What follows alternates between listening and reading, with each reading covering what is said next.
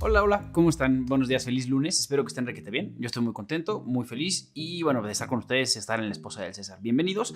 Para los que no saben, La Esposa del César es el proyecto de Strainer para platicar acerca de corrupción y de anticorrupción con palabras que usamos todos los días, con lenguaje común y para poder combatir la corrupción con un poquito más que solamente con buenas intenciones. Como en cada episodio les traemos una noticia, un caso y una tipología. En la noticia tomamos notas actuales que pueden estar relacionadas con anticorrupción o con corrupción y les damos nuestra perspectiva al respecto. En el caso les platicamos de un caso que puede ser moderno o que puede ser algo ya un poquito más viejito, pero que esté relacionado con algo que queramos mencionar. Y en la tipología les platicamos acerca de la forma en la que se cometen los actos de corrupción, las formas específicas para cometer actos de corrupción. Bueno, pues vayamos a la noticia. Hoy, como en otros episodios, nos toca mezclar la noticia con el caso. Y bueno, para no estar lejos de lo que está sucediendo actualmente, la noticia trata de Mario Marín, el exgobernador del estado de Puebla. Vale, ¿cuál es la nota? La nota es que se libró una orden de aprehensión en contra del exgobernador de Puebla y otras personas por cometer distintos delitos. Y además de eso se hizo una orden de aprehensión y una notificación, un boletín internacional para su captura por el Interpol. Pero vamos en orden. Ok, les platico un poquito sobre los antecedentes. A grandes rasgos, esto está vinculado con el caso de una escritora periodista que se llama Lidia Cacho. Lidia Cacho es una escritora y una periodista que escribió un libro que se llama Los demonios del Edén. Para no entrar en mucho detalle, el libro habla sobre redes de prostitución y de pornografía infantil. En ese libro se menciona a distintas personas, ella documenta cómo distintas personas cometen o se implican en estos delitos, estos actos espantosos. Y estas personas, bueno, a raíz de esto se les hacen investigaciones, se les hacen procesos judiciales y algunos de ellos o algunas personas prominentes terminan en la cárcel. Ok, una de estas personas estaba vinculada con un empresario poblano que se llama Kamel Nasif. Perfecto, no es importante decir exactamente cómo, solamente sabemos que están relacionados y este empresario estaba a su vez relacionado con distintas personas en la política.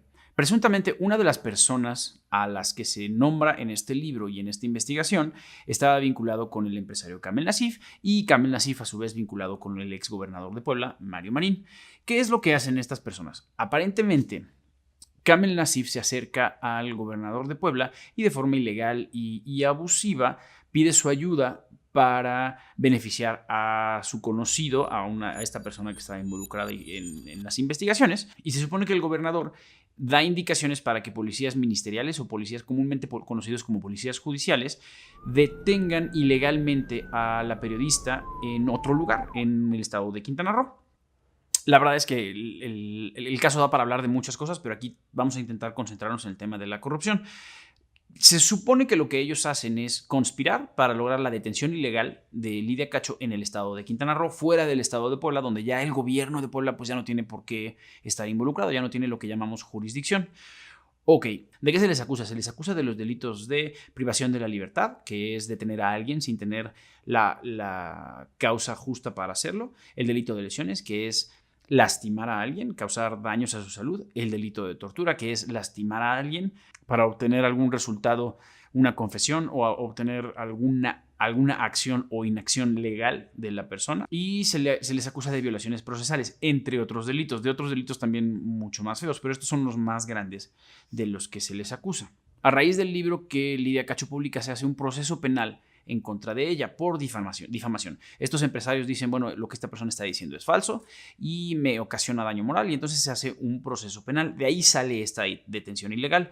Después de mucho tiempo se logra varias investigaciones y de varios procesos judiciales, se halla que no, que hubo varias violaciones de derechos humanos en contra de la periodista y que ese proceso penal en contra de ella no procede. No se halla que haya cometido los delitos. No se encuentra o no se resuelve que haya cometido los delitos. Perfecto, después de eso viene el proceso penal de Lidia Cacho en contra de Marín y de otras personas. Derivado de este proceso penal, un juez de un juzgado de Quintana Roo libra una orden de aprehensión. Hay varios pasos, primero que sí, luego que no, pero el resultado es que se libra una orden de aprehensión en contra de Mario Marín, el exgobernador de Puebla, de Kamel Nasif, este empresario vinculado con él, y de un grupo de personas más que estaban involucradas en este asunto, pero ellos dos son los más notables. Y a raíz de esto, la Fiscalía General de la República se acerca a Interpol y le pide que emita lo que llaman una notificación roja. La notificación roja es lo que comúnmente llamamos ficha roja y básicamente significa que Interpol, a través de sus representaciones en los 190 países en los que está,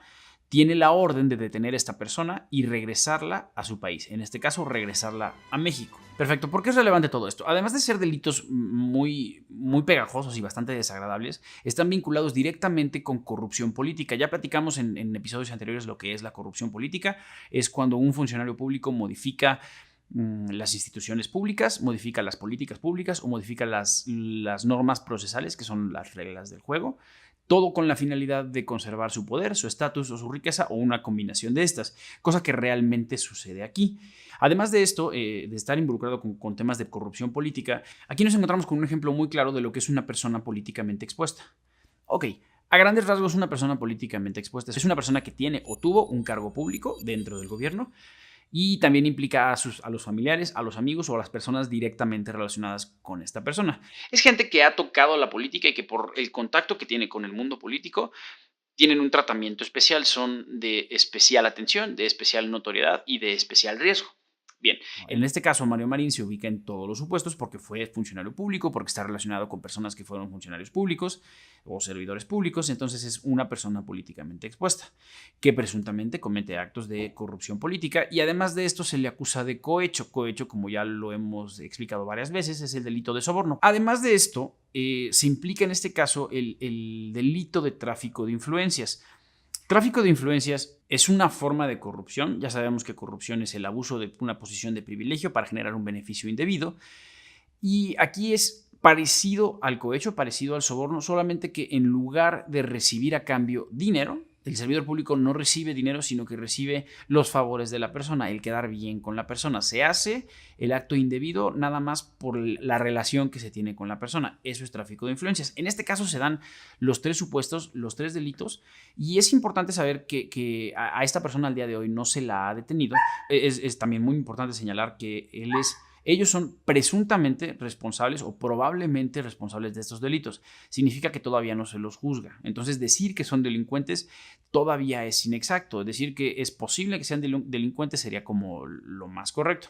Cuando se los detenga, tendremos que seguir muy de cerca el proceso para ver cómo deriva y cómo se les procesa por cada uno de estos delitos en específico. Perfectísimo, vamos a la tipología.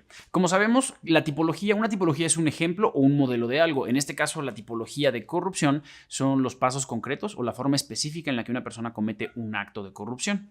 Bien, la tipología de hoy viene nuevamente de cuenta de Alexandra Raggi, la directora de Trace International, que tiene también el podcast Bribe, Swindle or Steal. Vale la pena, chéquenlo, está muy chévere. Y se llama La Cuenta, por favor. Bien. En esta tipología es interesante que nosotros tenemos la idea nuevamente de que corrupción es el abuso de una posición de privilegio a cambio de un beneficio indebido. Lo que no está claro y la mayoría de las tipologías donde cambian o su mayor variable es en la forma en la que se da este beneficio indebido. Ya platicamos de la tipología de los casinos, muy creativa, y ahora vamos a platicar de otra forma de entregar este beneficio. Ok, en esta tipología el servidor público si entrega un beneficio indebido a una persona o a una empresa que está interesada en recibir, claro, el beneficio que puede ser un contrato, puede ser un permiso, etcétera, etcétera, ad nauseam. Y a cambio de esto, la persona no solamente le da dinero, pues eso sería una forma muy sencilla de hacerlo. Lo que está sucediendo en esta tipología es que la persona que paga el soborno no lo paga directamente o no lo paga a un tercero relacionado con el servidor público. No se lo da a su hermano, a su primo, a su novia, nada de eso. Lo que hace en este caso es que le paga las cuentas. ¿Y qué cuentas les puede pagar? No estamos hablando literalmente de las cuentas del restaurante, aunque sí puede ser, no es exactamente eso.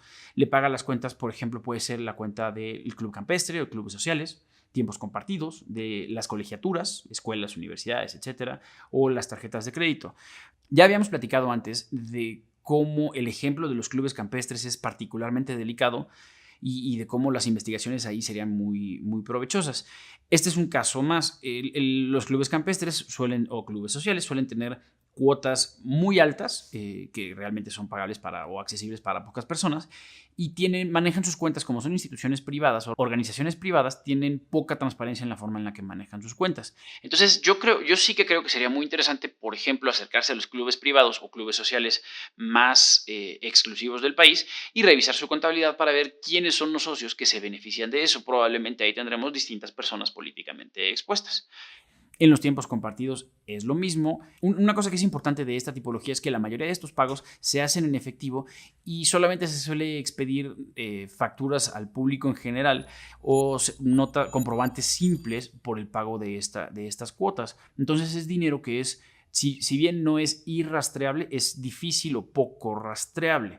Lo mismo pasa con las escuelas y las universidades. No será extraño que se le pague la colegiatura al hijo de un político, y también con las tarjetas de crédito que afortunado o desafortunadamente al día de hoy todavía se pueden pagar en efectivo. Vale. Uno de los mayores riesgos que nosotros vemos con esta tipología es el abuso y el vínculo directo que hay con el lavado de dinero.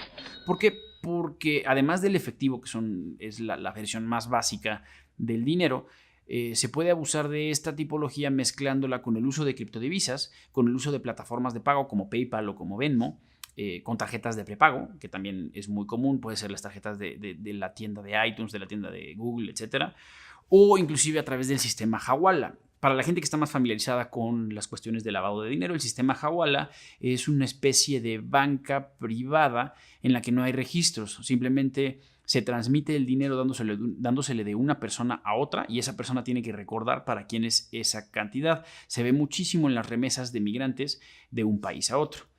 Si mezclamos estas tipologías para lavado de dinero con la tipología de la cuenta, pues entonces el dinero que se utiliza para pagar los sobornos se vuelve prácticamente irrastreable. Obviamente también se puede mezclar con otras tipologías y hacer que cada una de estas le dé distintas capas de opacidad al asunto. Entonces, bueno, pues esto es una de las cosas. ¿Cuál es nuestra propuesta? Que esto se monitoree, que primero se elimine o se limite lo más posible el uso del efectivo, y que se monitoree cómo se pagan este tipo de cuentas, en particular cuando están relacionados con personas políticamente expuestas. Requete bien, pues eso es todo por hoy. Muchas gracias por estar con nosotros en La Esposa del César. Yo les recuerdo, yo soy Michel Levien y me voy, pero no, antes de eso les digo, como siempre, que toda la corrupción, todos los actos de corrupción se deben denunciar. Hay que alzar la voz, pero siempre hay que hacerlo de forma segura. Si ustedes no están seguros de que están viendo un acto de corrupción o no tienen la certeza de que están personalmente, físicamente seguros, no hagan nada. Acérquense a alguien que les pueda orientar. Con mucho gusto nos pueden escribir a info@strainer.mx y les vamos a ayudar con todo gusto. Pero ante todo, con mucho cuidado, por favor. Bueno, pues yo soy Michel Levien, esto es La Esposa del César y muchas gracias.